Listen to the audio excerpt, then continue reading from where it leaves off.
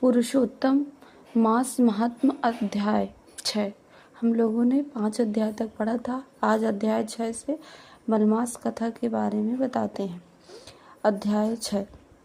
देवर्षि नारद ने भगवान नारायण से विनम्रता पूर्वक पूछा, हे प्रभु, जब भगवान विष्णु अधिक मास को लेकर गोलोक पहुँचे तब वहाँ क्या हुआ? कृपा करके विस्तार से बताइए। भगवान नारायण बोले, ए नारद, ध्यान पूर्वक सुनो। जब भगवान विष्णु अधिक मास को साथ लेकर गोलोक पहुँचे तब उन्होंने दूर से ही उस दिव्य धाम को देखा। वह स्थान मणियों के खंभों से सुशोभित, अद्भुत प्रकाश से भरा हुआ और अलौकिक तेज से युक्त था। उस तेज को देखकर भगवान विष्णु के नेत्र कुछ समय के लिए चकाचौंध हो गए। फिर धीरे धीरे उन्होंने अपनी आंखें खोली और अधिक मास को साथ लेकर आगे बढ़े। मंदिर के समीप पहुंचकर द्वारपालों ने उनका आदर पूर्वक स्वागत किया।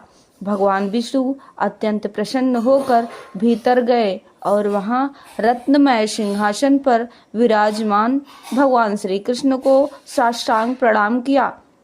श्री कृष्ण गोपियों के मध्य रास मंडल में विराजमान थे।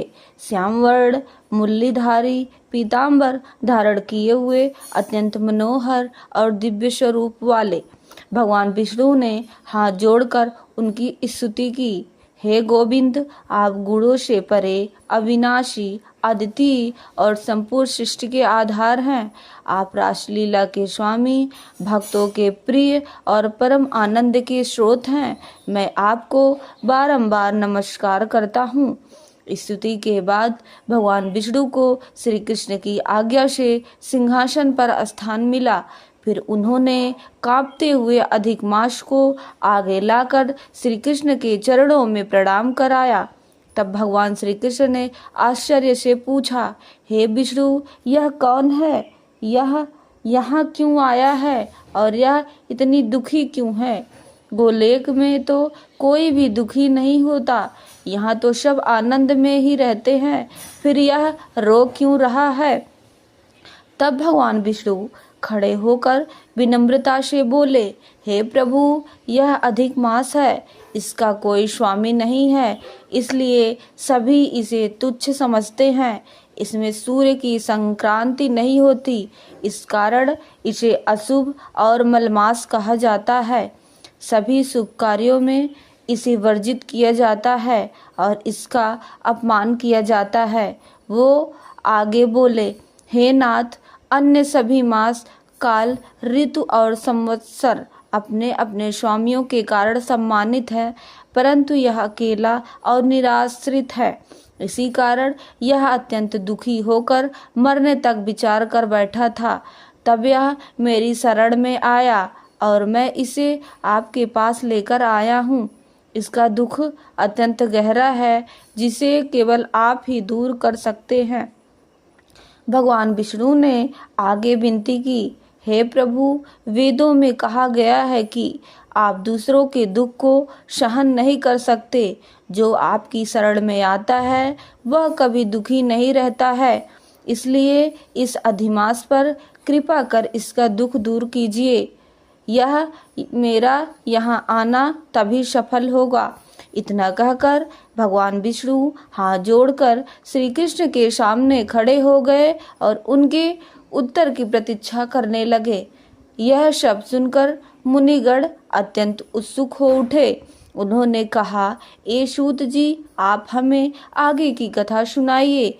भगवान श्री कृष्ण ने इस पर क्या उत्तर दिया? उन्होंने अधिक मास के साथ क्या किया? इस प्रकार हमारा मलमास कथा का 6वां अध्याय पूरा होता है। अब हम 7वें अध्याय की आगे बढ़ते हैं। अध्याय 7 है कि नैमिषारण्य में बैठे ऋषियों ने जब सूत जी से पूछा कि भगवान श्री कृष्ण ने अधिक मास के दुख को सुनकर क्या किया, तब सूत जी ने 7वें अध्याय की यह दिव्य कथा सुनाई। सूत जी बोले, हे मुनियों, यह प्रश्न नारद जी ने भी भगवान नारायण से किया था और अब मैं वही उत्तर आपको सुनाता हूँ।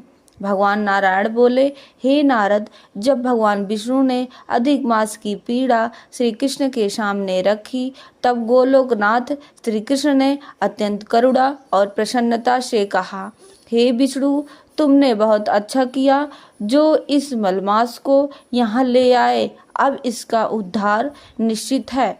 भगवान श्री कृष्ण ने आगे कहा, जिसे तुमने स्वीकार किया है, मैंने भी उसे स्वीकार किया है। आज से मैं इसे अपने समान महान बना देता हूँ। मेरे जितने भी गुण, ऐश्वर्य और महिमा है, वे सब मैं इसे प्रदान करता हूँ। अब से यह मलमास नहीं बल्कि पुरुषोत्तम मास के नाम से प्रसिद्ध होगा।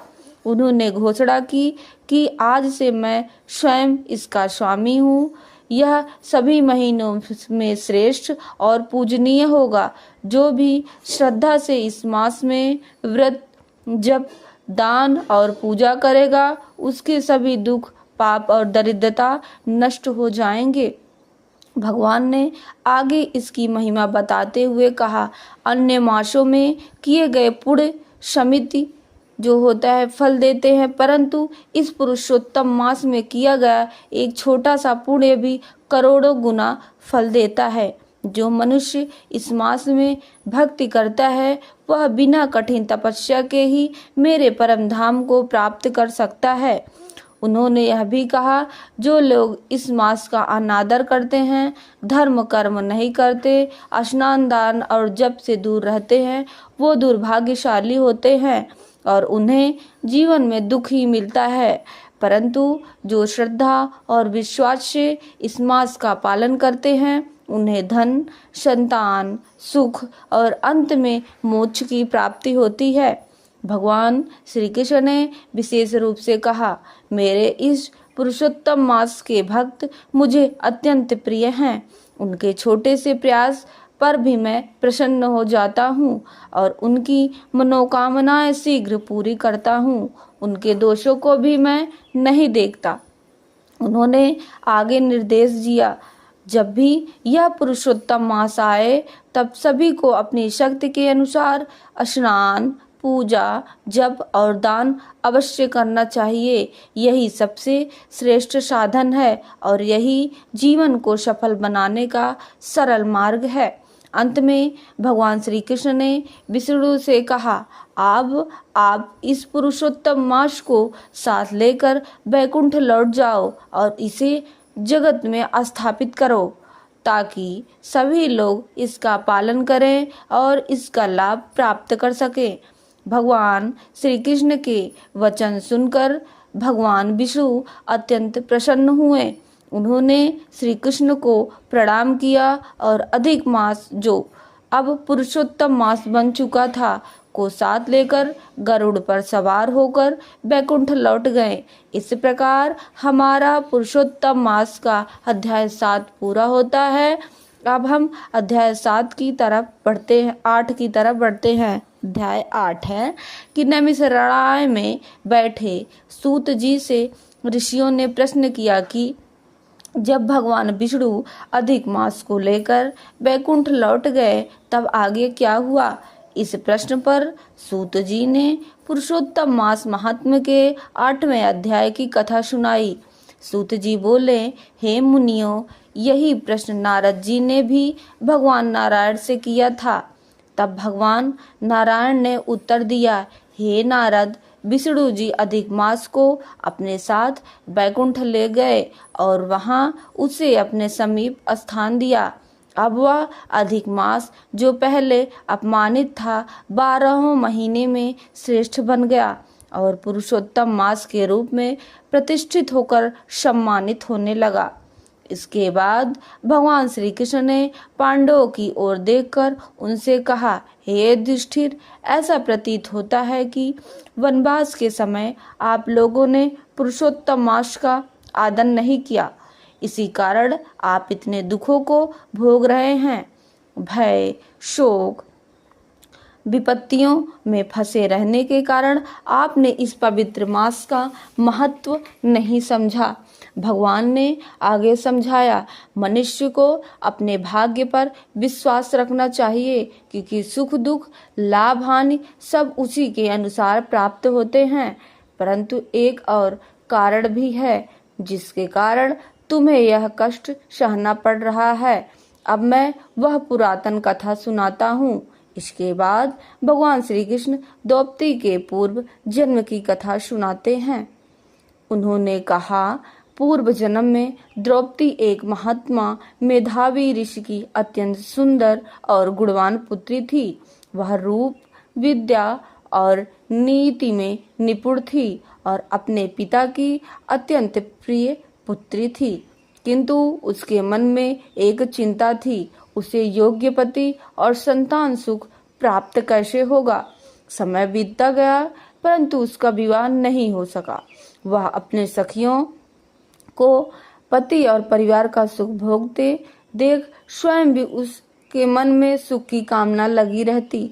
वह चिंतित रहने लगी कि कौन सा उपाय करे, कौन सी उपासना या कौन सा पुण्य करे कि उसे भी यह सुख मिल सके। उधर उसके पिता मेधावी ऋषि भी उसके योग्य वर की खोज में देश देशांतर भटकते रहे, परंतु उसे कोई योग्य वर नहीं मिला। इस कारण वे अत्यंत चिंतित और निराश हो गए। इसी चिंता और भाग्य के प्रबल प्रभाव से वे गंभीर रोग से ग्रस्त हो गए और अंततः उनका देहांत हो गया। मृत्यु के समय उन्होंने भगवान श्री कृष्ण का स्मरण किया, जिससे भगवान के दूत उन्हें अपने साथ दिव्य लोक में ले गए। अपने पिता की मृत्यु देखकर वह कन्या अत्यंत दुखी हो गई। वह विलाप करने लगी, हे पिताजी, अब मैं अनाथ हो गई। मेरी रक्षा कौन करेगा, मेरा पालन पोषण कौन करेगा। वह अपने पिता के शरीर को गोद में लेकर रोती रही। उसका करुण विलाप सुनकर आसपास के मुनि वहां आए और उन्होंने विधि पूर्वक मेधावी ऋषि का अंतिम संस्कार किया। फिर भी वे कन्या को समझाकर अपने अपने आश्रम लौट गए। अब वह कन्या अकेली दुख से व्याकुल होकर उसी वन में रहने लगी। पिता के वियोग का दुख उसे भीतर ही भीतर जलाता रहा। वह ना तो ठीक से खा पाती, ना ही शांत रह पाती। जैसे बछड़े के वियोग में गाय व्याकुल हो जाती है, वैसे ही वह भी शोक में डूबी रहती थी। इस प्रकार 8वें अध्याय में द्रौपदी के पूर्व जन्म की करुण कथा का आरंभ होता है, जिससे यह समझ में आता है कि उसके वर्तमान जीवन के दुखों का संबंध उसके पूर्व जन्म के कर्मों से है। यह कथा आगे बताती है कि कैसे पुरुषोत्तम मास का पालन जीवन के दुखों को दूर करने का उपाय बताता है। इस प्रकार पुरुषोत्तम मास महात्म का अध्याय 8 पूरा होता है। अब हम अध्याय 9 की तरफ आगे बढ़ते हैं। सूत जी बताते हैं कि मेधावी ऋषि की कन्या अपने पिता के निधन के बाद अत्यंत दुख और अकेलापन में जीवन व्यतीत कर रही थी।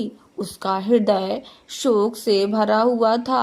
वह न केवल माता पिता से विहीन थी, बल्कि अपने भविष्य को लेकर भी चिंता थी। वह कन्या एक शूनी हिरणी की तरह भयभीत और असहाय होकर अपने घर में रहती थी। उसके नेत्र आंसुओं से भरे रहते, हृदय दुख की अग्नि में जलता रहता और हर क्षण वह अपने जीवन का कोई मार्ग नहीं देख पाती थी। उसके मन में सबसे बड़ा दुख यही था कि उसका विवाह नहीं हुआ था और अब उसके जीवन का क्या होगा।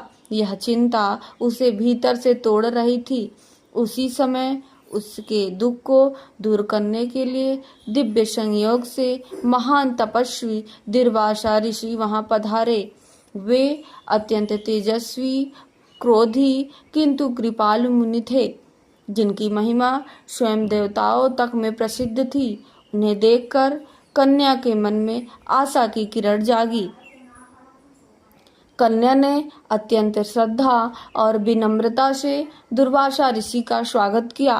अर्घ्य, पाद्य और वन में उपलब्ध फल फूल से उनकी पूजा की। उसने उन्हें प्रणाम करते हुए कहा, आज उसका जीवन धन्य हो गया, क्योंकि एक महान संत उसके द्वार पर आए हैं। उसने यह भी कहा कि शायद उसके पिता के पुण्यों के कारण ही यह सौभाग्य उसे प्राप्त हुआ। दुर्वासा ऋषि उसके सेवा भाव और विनम्रता से अत्यंत प्रसन्न हुए। उन्होंने उसे आशीर्वाद देते हुए कहा कि वह श्रेष्ठ कुल की धर्मपरायण और पुण्यात्मा कन्या है। उसके पिता का तप सफल हुआ जो ऐसी कन्या प्राप्त हुई। तब कन्या अपने हृदय का सारा दुख उनके सामने प्रकट किया। उसने कहा, वह अनाथ है, उसका कोई सहारा नहीं है और ना विवाह होने के कारण उसका जीवन अधूरा रह गया है। उसे यह भय सता रहा है, यदि शीघ्र विवाह नहीं हुआ तो उसका जीवन व्यर्थ हो जाएगा। उसकी करुणा वाणी सुनकर दुर्वासा ऋषि का जो हृदय था वह द्रवित हो गया। यद्यपि वह स्वभाव से क्रोधी थे, परंतु भीतर से अत्यंत दयालु थे। उन्होंने कन्या के दुख को समझा और उसके कल्याण के लिए उपाय सोचने लगे। अंततः उन्होंने उसे एक ऐसा दिव्य और सारभूत उपाय बताने का निश्चय किया जिससे उसके जीवन का दुख दूर हो सके और उसका भविष्य उज्जवल बन सके। इस प्रकार पुरुषोत्तम मास महात्म कथा का अध्याय 9 पूरा होता है। अब हम अध्याय 10 की तरफ आगे बढ़ते हैं और ध्यान से सुनिए। जब उस दुखी कन्या ने महर्षि दुर्वासा के सामने अपना दुख प्रकट किया, तब दयालु मुनि ने उसके कल्याण के लिए एक अत्यंत गुप्त और महान उपाय बताया। उन्होंने कहा कि शीघ्र ही आने वाला पुरुषोत्तम मास सभी मासों में श्रेष्ठ है और इसमें किया गया स्नान, दान, जप और भगवान की पूजा असंख्य गुना फल प्रदान करने वाला होता है। उन्होंने समझाया कि इस पवित्र मास में केवल एक बार तीर्थ स्नान करने से भी उतना ही पुण्य प्राप्त होता है जितना हजारों वर्षों तक तप और गंगा स्नान करने से मिलता है। यह मास स्वयं भगवान श्री कृष्ण को अत्यंत प्रिय है और इसमें की गई भक्ति से मनुष्य की सभी मनोकामनाएं पूर्ण होती हैं। दुर्वासा ऋषि ने अपने जीवन का एक प्रसंग भी बताया कि किस प्रकार उन्होंने क्रोध में राजा अम्बरीश को नष्ट करने का प्रयास किया था, लेकिन भगवान के सुदर्शन चक्र से स्वयं संकट में पड़ गए। तब इस पुरुषोत्तम मास के प्रभाव से वे उस भयंकर संकट से बच सके। इस प्रकार उन्होंने कन्या को दृढ़ता से इस मास का व्रत करने का उपदेश दिया, लेकिन उस कन्या ने मुनि के वचनों को स्वीकार नहीं किया। उसने तर्क करते हुए कहा कि अन्य मास जैसे कार्तिक, वैशाख आदि भी तो महान हैं, फिर भी यह मलमास कैसे श्रेष्ठ हो सकता है। उसने इस मास महिमा को समझने के बजाय उसका तिरस्कार किया।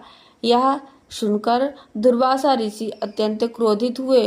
उसके नेत्र लाल उठे, परंतु करुणा के कारण उन्होंने उसे श्राप नहीं दिया।